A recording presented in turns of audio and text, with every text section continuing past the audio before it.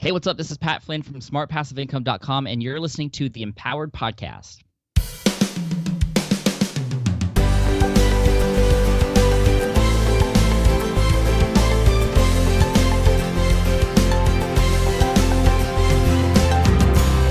Thank you for tuning in to another episode of the Empowered Podcast. I'm your host, Ellery Wells, and this is the weekly podcast that's designed, built, created, recorded to help you develop, grow, and overcome the challenges that you're facing in your life. I have challenges, you have challenges, and every time you plug in this podcast into your headphones, into your car stereo, I don't know why I said stereo, but every time we connect, we spend 45 minutes to an hour learning from some of the people who have gone before us, who have faced their fears and done something really cool or overcome a specific challenge. Every time you listen to the podcast, you and I get together and we can learn from those people. Before we go into the episode, I have a couple cool announcements to make, and then make sure you stick around to the end. I've got a giveaway. I'm giving away a couple copies of one of my favorite books on not necessarily personal development, but personal branding, blog branding, podcast branding. You've definitely heard of this book and you want to stick around to the end to get the details on that. Sorry, my voice is a little bit weird today. Wasn't out late or anything last night. No partying or something like that crazy. I think I just got some allergies today, so I apologize for that. But I do want to give a shout out to my friend and future podcast guest, Laurel Staples. Laurel, if you're listening to this, congratulations on your engagement. It did happen a few weeks ago, but she told me yesterday, and I'm really excited for her. The other thing I wanted to point out to you guys is if you have a blog or podcast, or you're doing something online, I want to encourage you to check out what HubSpot is doing. I don't usually just throw out, go check out random businesses or something, but HubSpot always sends out really cool ebooks and guides and stuff that I find a lot of benefit in, and you might find some benefit in them too. Two in particular. One's kind of old. I don't know if they have like a repository of ebooks or anything like that where you can go and download stuff. I get emails from them, and I was going through my inbox and found one. Two that I'm particularly interested in is one's called The Art of Asking Survey Questions, and I just launched my 2014 survey, and I would love for you to take that. It's only 10 questions. It's really short. It's run by SurveyMonkey. If you go to empoweredpodcast.com/2014 survey, there's no dash in there, just 2014 SURVEY 2014 survey. You can take that. You should be able to do it on your phone. Just don't do it while you're driving. But if you would take that, I would really appreciate that. The second ebook that HubSpot emailed me about, and I'm looking forward to diving into, is about landing page optimization. And if you listen to the episode with Alex Harris, which was episode 27, so empoweredpodcast.com/27 if you want to pick that one up, we talk about optimizing websites, web pages, something that he is an absolute expert at. But one of these ebooks, again, from HubSpot, talks about that, and I'm looking forward to getting some additional details about that. Again, stick around at the end for the giveaway. Also wanted to mention this week's blog post. I think I'm going to start mentioning some of those. I've always kept the blog and the podcast. They've always been together, but I want to maybe integrate more of the two, because I know the audiences are different. You might be listening to this and not necessarily read the blog or anything like that, but I want to share, at least give you the opportunity to learn from some of the things that other people are learning from. This week's blog post was about 3 easy things that you can do to become better than average. Now, I know you're not average. If you were an average person, you would not be listening to this podcast. I think you're already way above average. But I wanted to share 3 things that you can do that are very easy, again, to just become better than average, but give you the caveat that as you start to raise the average, or as soon as you become better than average, you start to raise the average. And those 3 things that I share in that blog post, which you can find at empoweringthe80%.com, will teach you how to, again, be better than average and stay better than average, and just keep raising it, because as you get better, I think that we all get better. If you don't remember the URL, just go to empoweredpodcast.com, hit blog, and it should be the most recent one up there. Or if you're listening to this far into the future, you'll be able to find it in the blog archives there as well. And normally this is where I would ask you to go over to iTunes or Stitcher to leave a rating and review. I don't want you to do that. I really don't. And I say that with complete sincerity. I was having a conversation with one of my mastermind groups, and ratings and reviews, I don't know that I necessarily care about them. What I would like for you to do is, if you like the podcast, and at the end of this episode, if this is your very first one and you're going to wait and see what Rick and I have to say before you make any judgment, that's fine. But what I would ask you to do is, if you enjoy the content here, if you have found any sort of benefit, if it's made your life better, if it has in fact helped you develop, grow, and overcome the challenges that you're facing, just tell somebody about it. Just one person. No, don't go online. Don't leave a rating and review. None of that. Just tell somebody about it. You know, that's how we tell our friends about the last movie that we saw. You know, a great song that we heard on the radio. And if this is one of those things, if this is a great pod, just tell somebody about it. That's all I want you to do. Hopefully that's easy enough. One thing that I also, before we go into the podcast, want to encourage you to check out is my group mastermind. We're kicking off our May group. If you go to empoweredpodcast.com/mastermind, I want to have a conversation with you first, just to make sure that you're a right fit for the group, empoweredpodcast.com/mastermind. And then if you are in the Central Texas area, or you would like to travel to the Central Texas area, the beginning of May, the very first weekend, I am hosting a mastermind weekend. Think tropical think tank, except with camping in the woods.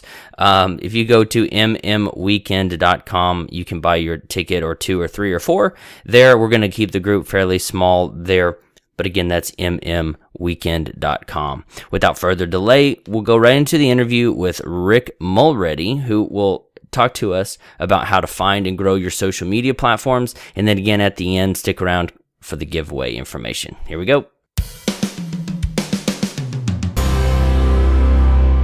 Thank you for tuning into this episode of the Empowered Podcast. I'm here with Rick Mulready, and Rick is a social media strategist and trainer. He's the host of the Inside Social Media podcast and a newlywed coffee connoisseur.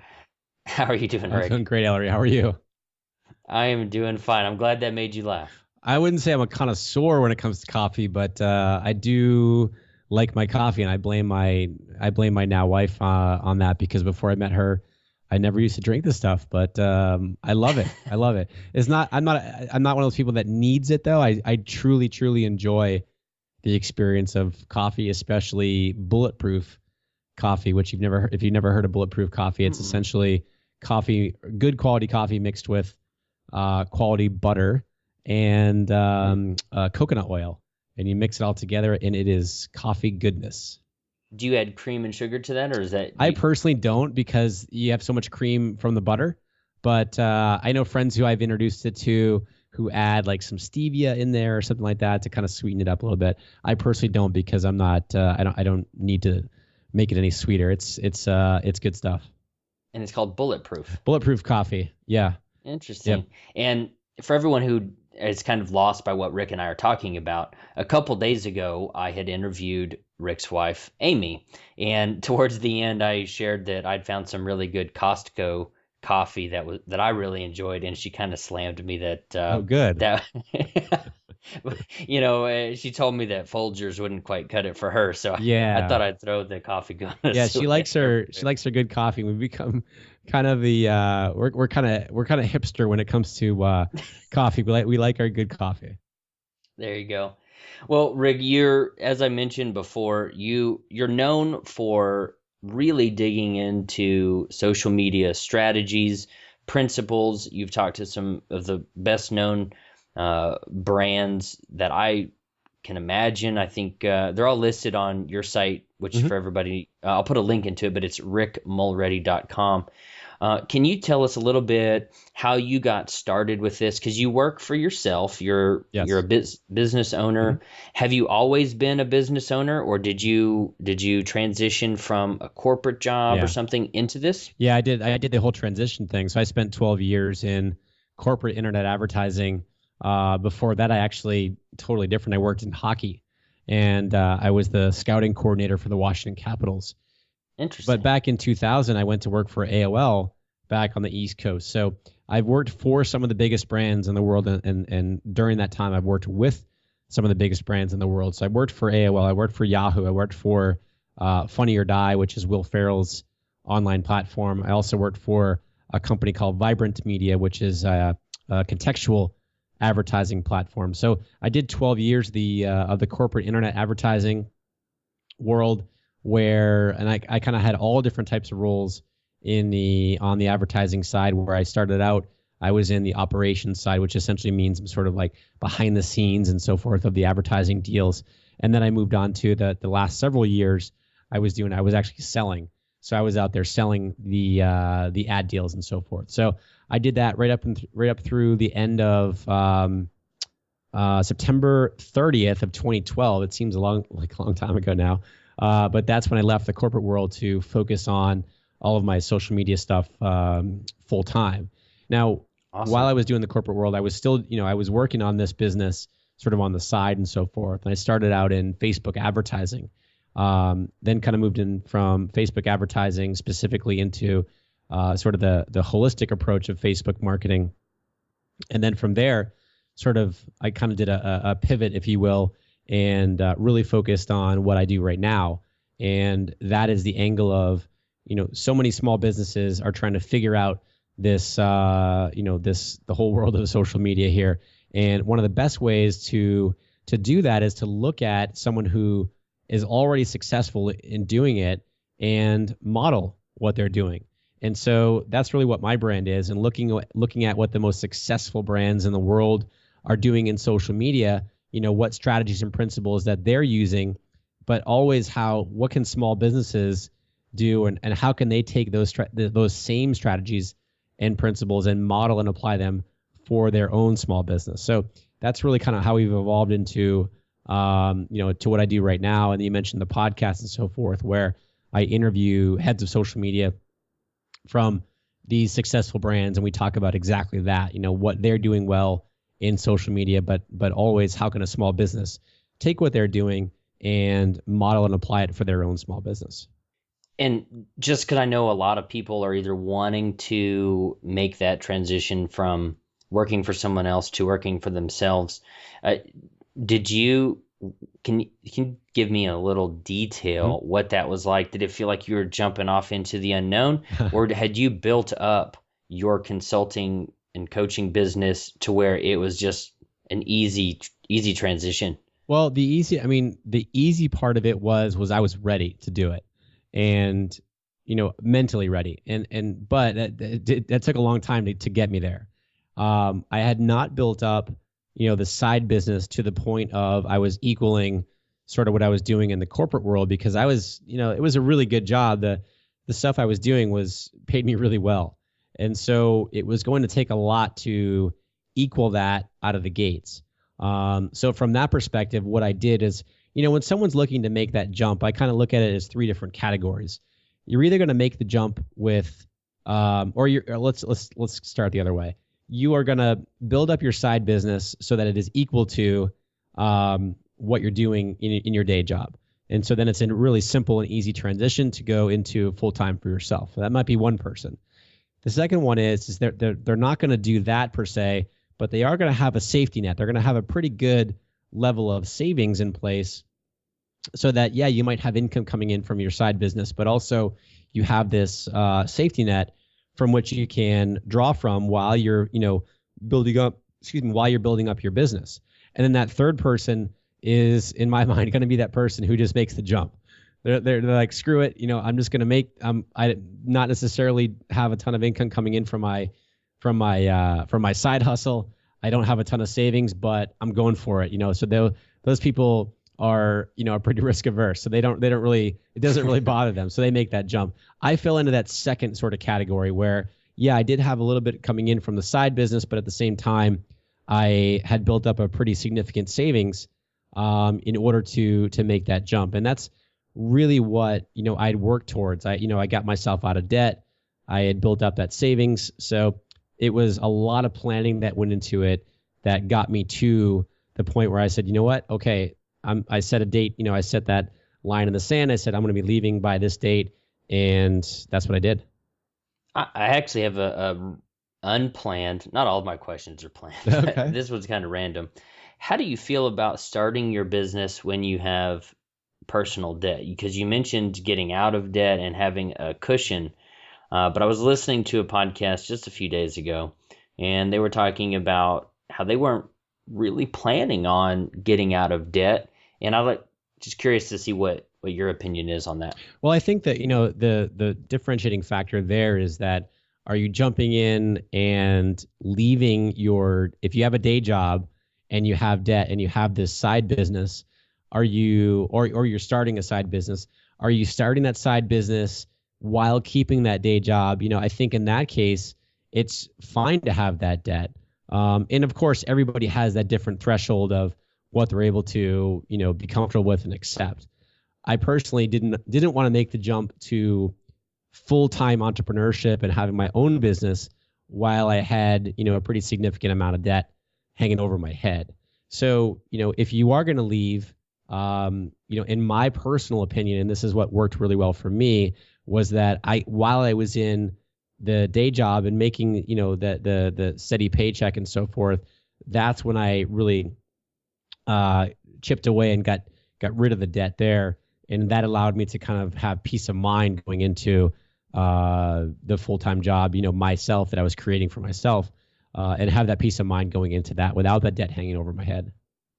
Yeah, I'm kind of with you. I was interested in the conversation that they'd had, and I've gone through the Dave Ramsey Financial Peace University, and I hate debt. It's such a, I was kind of way off topic, but it's such a burden. And then when that burden's lifted, it's a great feeling. I was telling James Kinson, who I think you met at New Media Expo, he's the cash car convert, and I had an older car, and when I still had payments, I was thinking, man, I got a $1,200 repair bill. This sucks.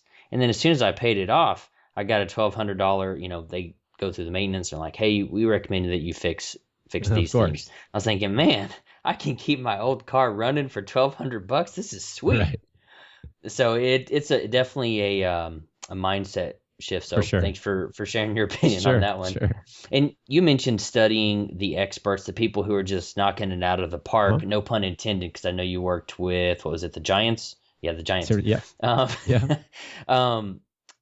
People who are doing great things with social media. What is your thought on Gary Vaynerchuk's book, Jab, Jab, Jab, Right Hook? It's a great book, and I've not read it fully yet. I've kind of, what I've done is I've kind of jumped around it to read different sections and so forth. But I like it because it is a workbook, unlike his other, Thank You Economy and Crush It, where Crush It was more of a sort of a rah kind of, it was a kind of gave you some ideas on how to get started and so forth and why you should be doing it. And then Thank You Economy was more of a sort of a philosophy, if you will, when it comes to social media. In Gary's new book, I've had Gary on the show before, and he's really interesting to talk to. And you either kind of, I think you kind of love him or hate him. And I really like his message, and I like how the type of person that he is and how he conveys it. And I think he's done a really good job with this book because it's sort of like a how-to, like I said, a workbook. He takes you through each of the individual social media platforms, and really the theme of the whole book is you have to understand how users are using each of these platforms, because so many people go on to Facebook or Twitter or Pinterest, and they try to use it the exact same way. And he calls it being native to the platform. So all that essentially means is that each platform has, users are using each of these platforms in a different way. So it's up to you, in order to be really effective with these platforms, to understand how users are using these platforms so that you can get the most benefit out of them. So I'm a big fan of the book. I like it because it is that sort of how-to. He gives some great case studies in there, shows a lot of pictures, and he picks apart why things are good, why these examples are good, and then likewise, on the other side, he says, this one is not so good, and he tells you why. So I do like the book. I'm a big fan of it.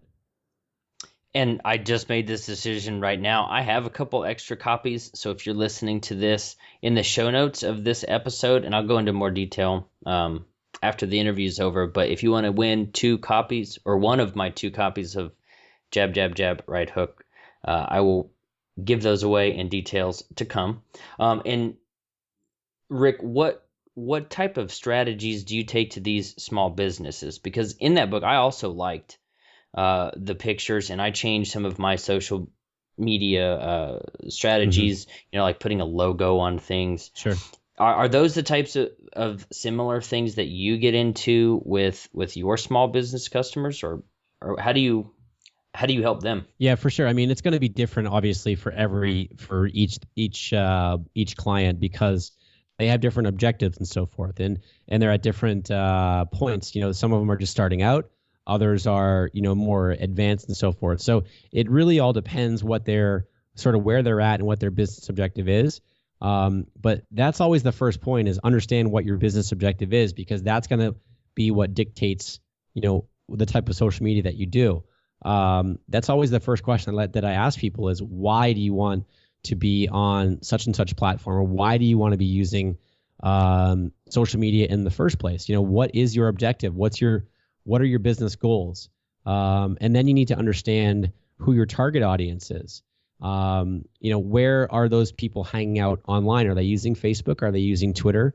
Are they using YouTube? Are they, which platforms are they using? So that you can then take that information, align it with your business objective, and then you can sort of focus deeply, or I like to call it, go deep on, the 1 to 2, maybe 3 social media channels where your customers are, and then align with your business objective. And so that's where you spend most of your time. And frankly, that's really how you avoid social media overwhelm.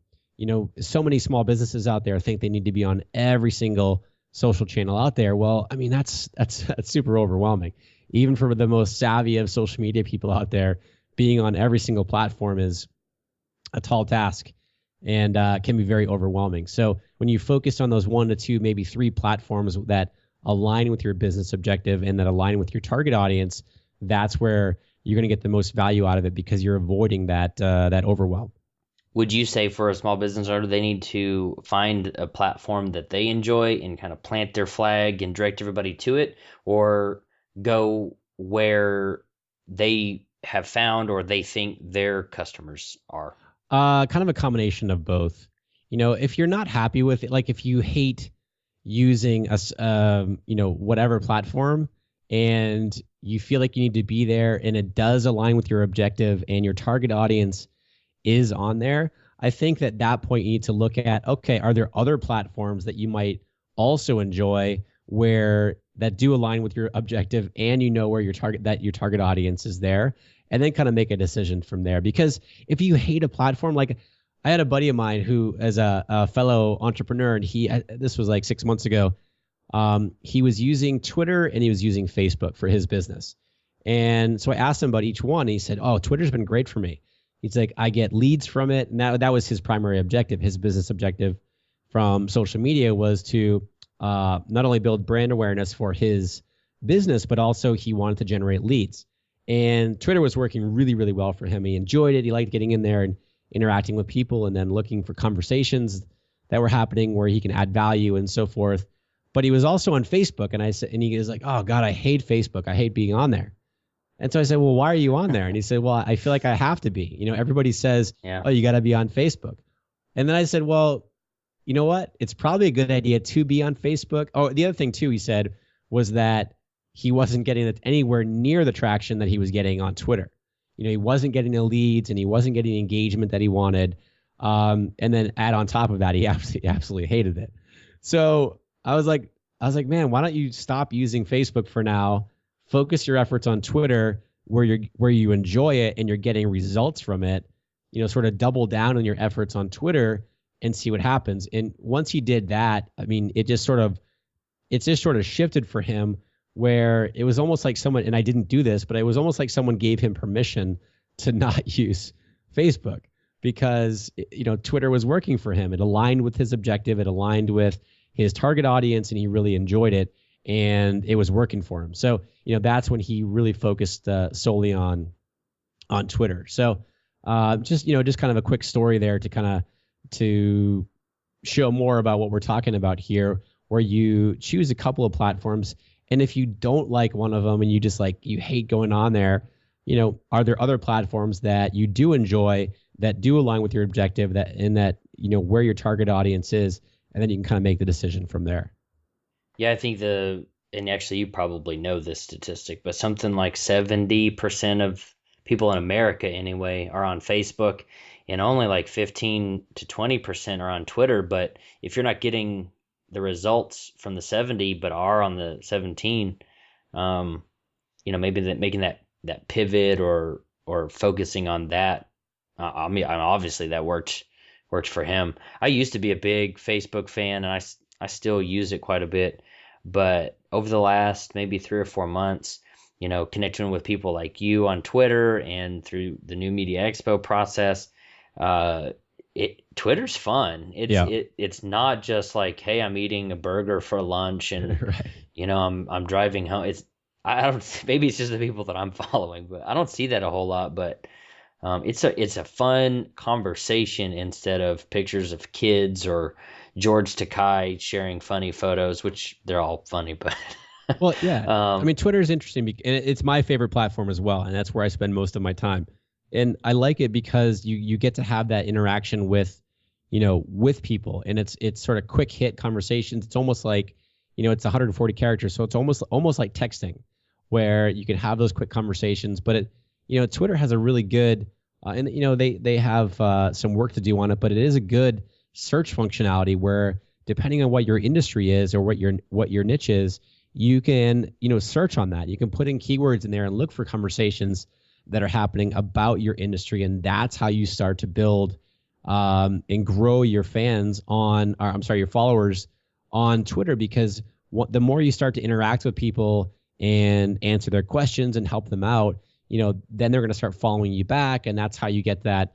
That's how you're seen as an authority or an expert in your niche. So Twitter adds that element too, so that you're able to listen to different conversations out there and have those great interactions.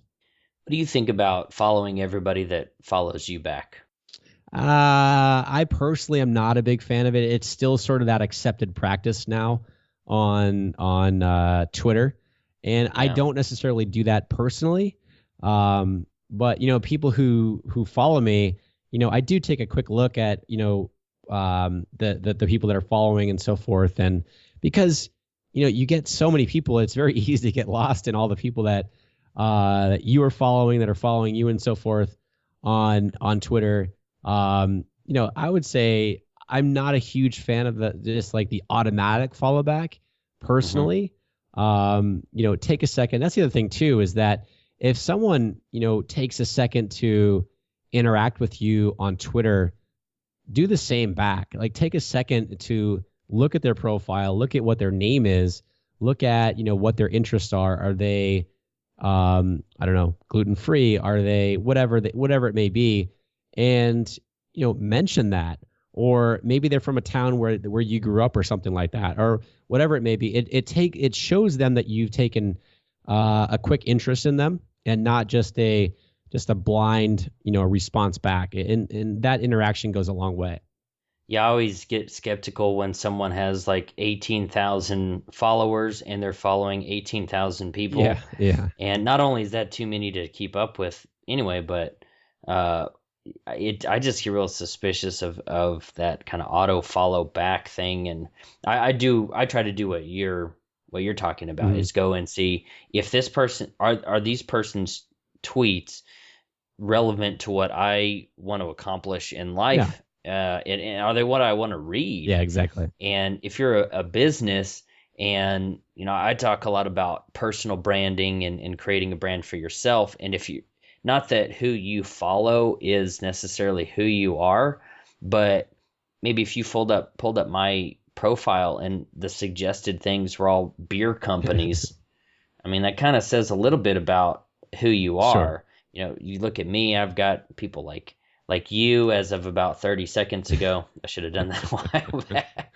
Nice. And Jared Easley, Jeremy Friend, the internet business Uh-huh. guys, and it's very targeted towards you. So would you suggest to anyone doing a small business, whether it's starting a restaurant or a coaching business, to follow people who are in the same industry, even if they might be your competitors? Oh yeah, for sure, for sure.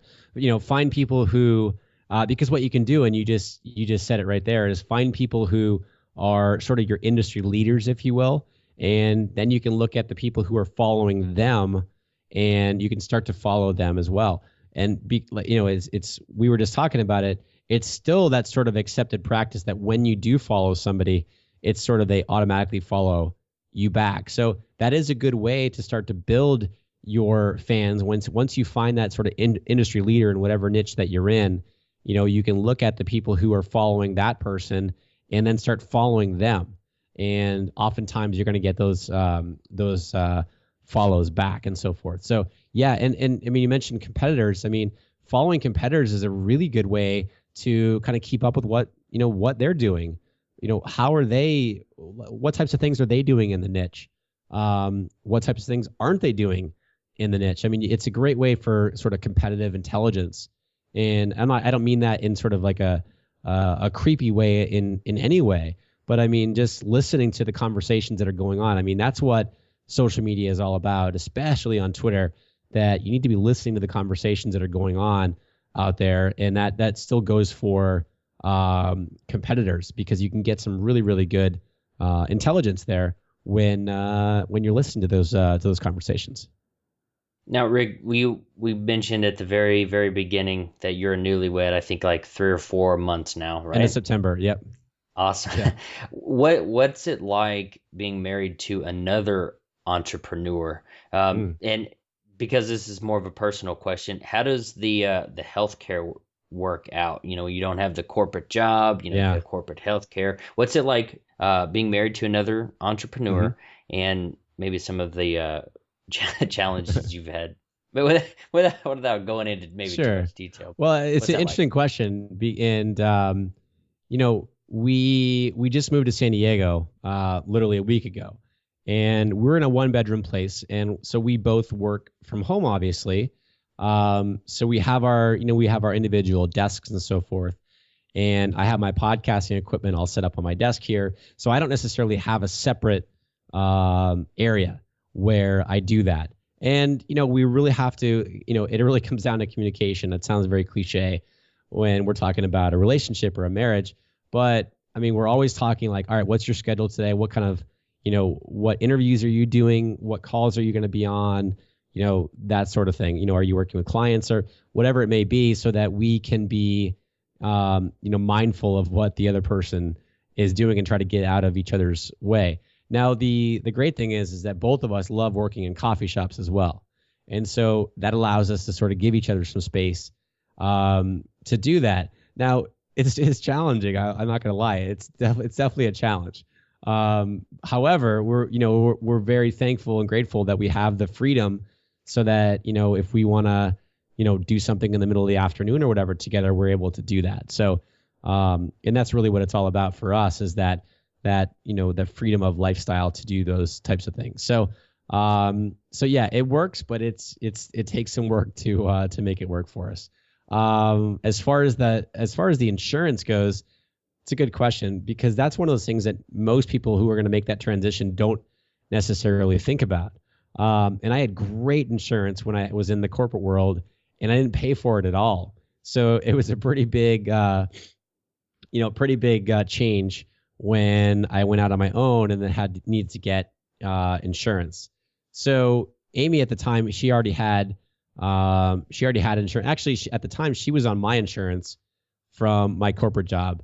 So then when I left, we both had to get our own individual insurances, and she was able to go back to the insurance that she had before she was on my policy at the time. And I just kind of shopped around. You actually mentioned Dave Ramsey. Well, I went through one of Dave Ramsey's advanced, local provider or whatever it may be. Yeah. Local service provider or something? Yeah. So I went through one here in Orange County where it was sort of an insurance broker, if you will, where I didn't have to pay for it, but they helped me select, the best plan for me. And it was a pain in the butt. It took me a while. But yeah, insurance is not cheap, especially now where the whole insurance thing is up in the air and stuff like that. So yeah, it's definitely an expense that a lot of people don't think about, and I honestly didn't think about it a whole lot too when I was making that transition. But everything's worked out well, and knock on wood, our health has been pretty good too. How does the stress with being an entrepreneur and dealing with those things and the stuff that wasn't automatic when you worked for the man, how does the stress of dealing with that compare with the stress of not being in control of your time? I'll take this any day, for sure. For sure. I'm glad to hear you say that. Yeah, I'll take this any day because for me, it's all about, helping as many people as I can, choosing the people that I work with and really being in control of my time and lifestyle. And obviously you don't necessarily get, and that's not for everybody. I totally realize that. And also, don't get me wrong. I some of the jobs that I had in the corporate world, I loved. I had a great time. But I just got to the point where, that wasn't right for me anymore. So yeah, I'll take this any day. Now, Rick, being on the Empowered podcast, you might have guessed we would talk about the word empower. What does the word empower mean to you? When I think of empower, I think of helping somebody else and really giving them the tools and motivation and information to go out into the world and do bigger things than they might expect of themselves. So it's really an outward thing for me where you were supporting somebody else, you were giving them the tools, you're giving them the support in order to live a bigger life and a bigger life in a sense of something that they they didn't think that was possible. So you're able to give them that support, you're able to give them that help, in information and whatever that may look like to go out and do those types of things and live that bigger life. That's what empower means to me. I like that because your definition is almost providing someone with an alternative point of view and seeing something from a different angle. And maybe that even applies to how you run your business, showing small business owners, hey, traditional, I don't know, flyers or stick it on the windshield doesn't work. Maybe we would look at the social thing. To me, that's how it. Yeah, that's exactly what it is. Because I still get a lot of people who are small business owners, and they think that sort of the tagline is big brand strategies for your small business budget, and they still look at it and say, oh, well, that's a big brand, that's not relevant to me. Well, it's 100% relevant to you, because you have to kind of you do have to take a second to take a step back and say, okay, what did this brand do, and what can I pick out of it that is relevant to me? And I'll just share a quick example. With Red Bull, their Stratus campaign, that's when they sent the dude up into space and they launched the guy. The guy did a free fall from up into space, and wow. Amazing. Like the video, of course, went viral and so forth. Well, a small business might look at that and say, well, I can't do that. I can't model that. Well, yes, you're not going to necessarily send a guy into space, but there are things that you can take away from that you can absolutely do for your business. And number one is essentially Red Bull understands that what they wanted to do, their business objective, like we talked about before, their business objective was to build brand awareness for Red Bull. Number two, they knew that they were sending a guy up into space, so they were going to video it. They understood who their target audience is. It's that sort of that extreme sports crowd.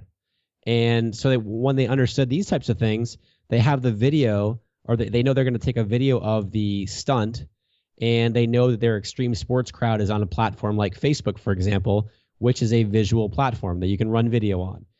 They have YouTube, obviously, which is obviously a video platform. And then they understood how these users are using these platforms, like we talked about before, and then used Twitter to sort of cross promote to get people to watch the video.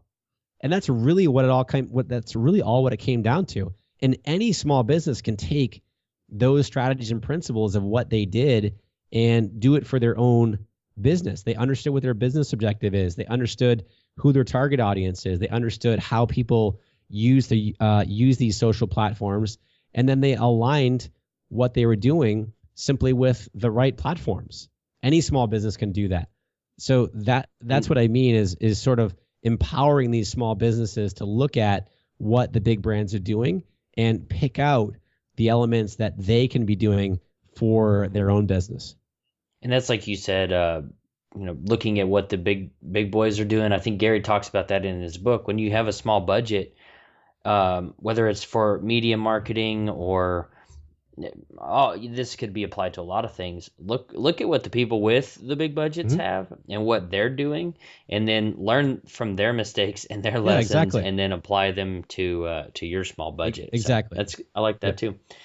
When you decided to leave the corporate world and start your own business, what types of resistance did you face? Maybe from yourself, your friends, or family? What kind of feedback did you get from them? That was crazy. Big resistance on all accounts. I mean, I was worried because I was going out on my own for the first time. I'd never done it in my life, so it was a brand new thing. It was really scary. I wasn't married at the time, but I was in a relationship with Amy, so it was a little bit easier in that sense because, I mean, technically I was still single and I didn't have a family or anything like that, but it was still really scary to make that jump. And I used this in another interview several months ago, and this guy's never let me live it down. But I'm gonna repeat what I said. I look at someone used this quote one time, and I was like, yes, that's exactly what I felt like when I had my corporate job, and it was that steady paycheck that you get is sort of like being addicted to crack. Like, you need that. It's you know that it's coming. Like, they're dripping you. You have your paycheck coming, so you sort of get addicted to it. And that doesn't necessarily make you want to work any harder because the check is coming. Well, when I made the jump, that was a big scary thing because I went from making a lot of money and having a really good steady paycheck to, what? It's all up to me now. You know what I mean? And not that it wasn't up to me before, but I knew I was going to be getting that paycheck every couple of weeks. And so it was a scary thing. My family thought I was nuts because I had a really good, I come from a very traditional family. And, it was very hard for them to understand, from an entrepreneurial perspective, what I was doing. So, my now wife, Amy, she was very supportive in the whole thing. So, I got some sort of mix. Like I said, I got support, in some aspects, and then people thought I was crazy in others. But it's a scary thing, and I think if you want it bad enough and you plan it for that in a way that works for you, absolutely go for it.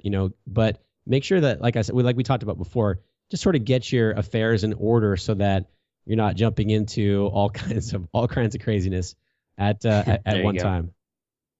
If you would like another analogy to use, I may have one for you. In episode 5, I had the chance to talk with Marley Ward, who does marketing for small businesses, but it's more about coaching people through the business startup process. She calls it the golden handcuffs. Yes, exactly. And I think it was she and I talked about Sylvester Stallone when he was trying to market and sell the idea of Rocky. He said, and I can't remember the book that he was quoted in, but he said, if I ever went and got a traditional job, I would be done. I would never pursue my dream. I and so Rocky could have never have happened, and Stallone could be some nameless guy in a suit working on Wall Street or whatever. If and so maybe that'll help instead of the addicted to the paycheck crack, but the golden handcuffs is golden handcuffs. Very relevant. There you go. If especially if you're on like a G-rated show, mine's more PG or PG-13. Okay, cool. But if you're on the golden handcuffs, yes, we'll use that. What kind of challenges did you face when you first started out? You're growing the business. You've left your golden handcuff job.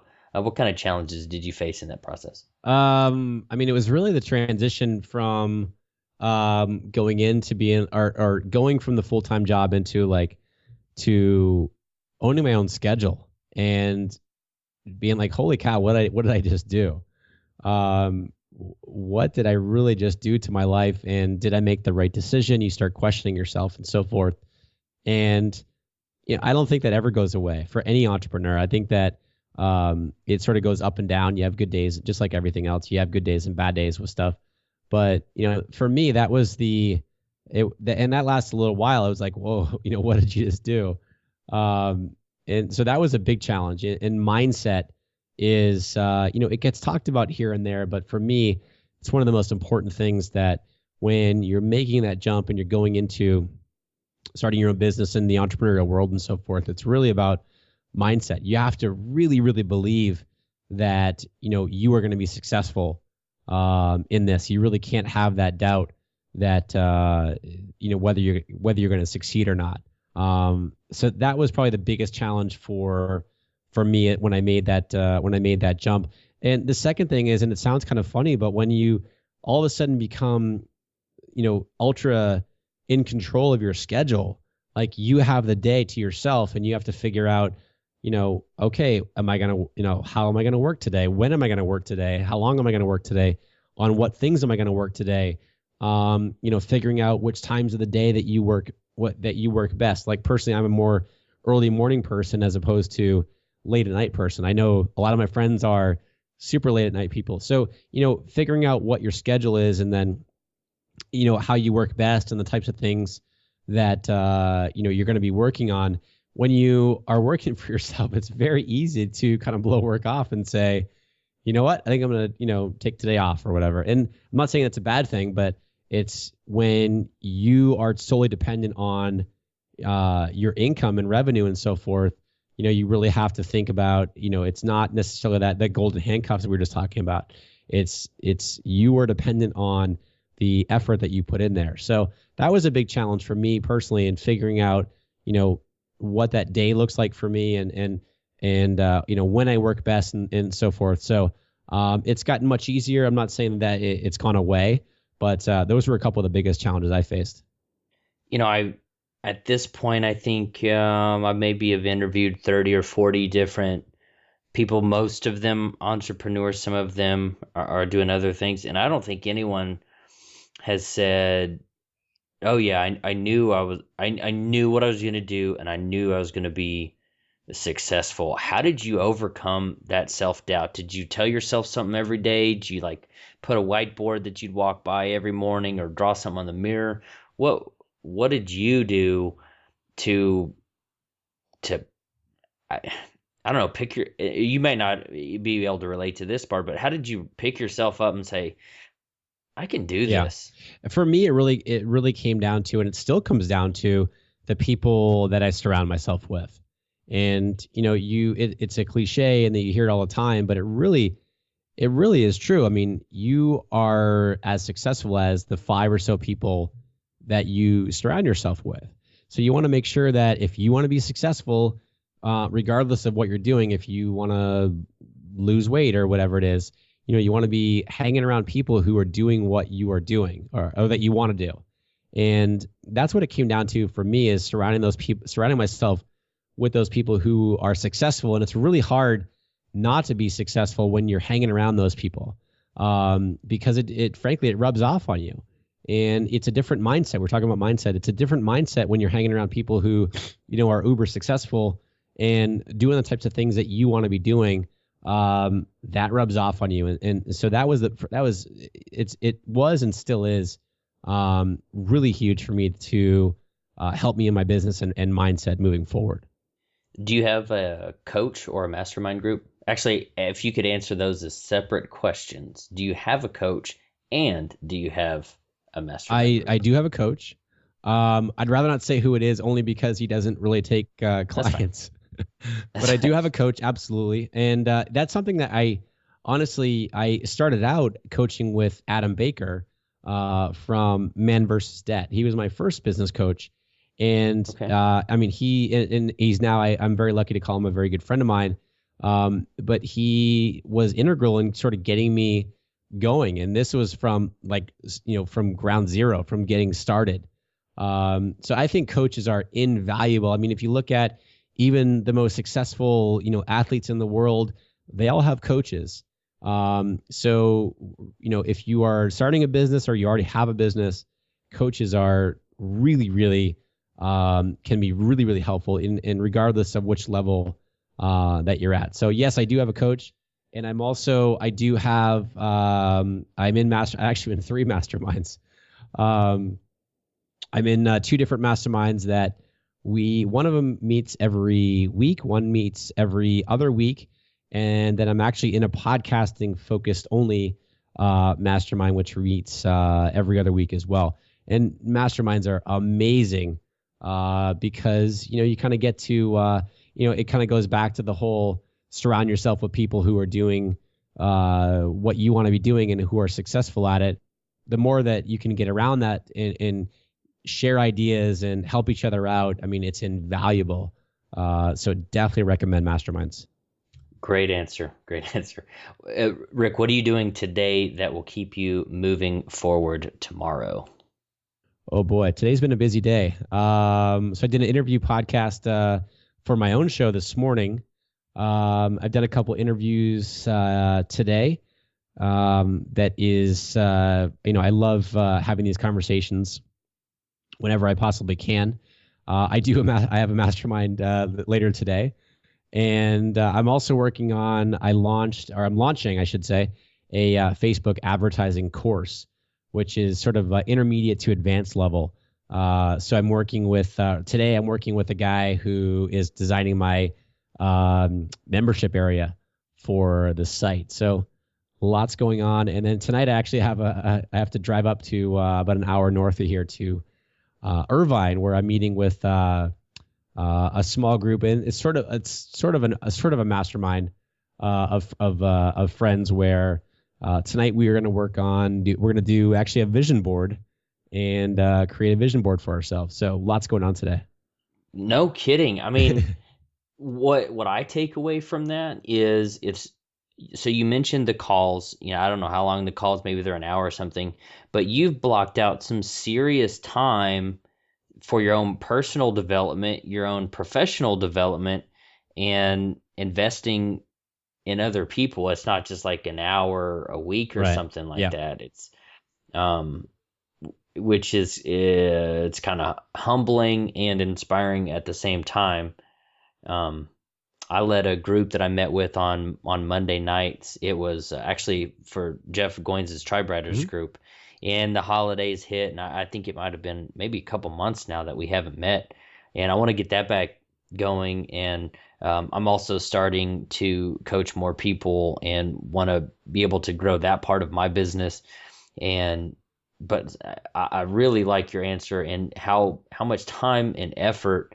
And there's no small expense. I know gas is expensive in California. Yes, it is. To drive an hour, 2 hours round trip to meet with people, because you get so much value. Right. Yeah, for sure. I mean, it really comes down to, what are your priorities? What's most important to you?